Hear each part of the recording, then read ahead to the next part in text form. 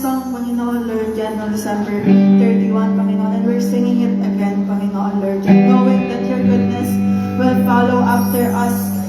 Kung saan man kami pumunta, Panginoon, sabi niya sa salita mo, surely your goodness and mercy will follow after us, Panginoon Lord, and for all the days we live, Panginoon Lord, that we may dwell in your dwelling place forever, Panginoon Lord. So we're singing it again, Panginoon Lord, yan, as a patunay, Panginoon Lord, yan, na tunay at buong buo ang iyong katapatan at kabutihan, Panginoon, sa aming mga buhay, Panginoon Lord.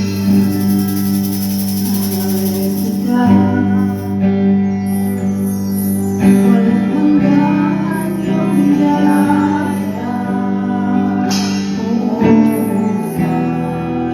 hawak mo sa iyong kamay.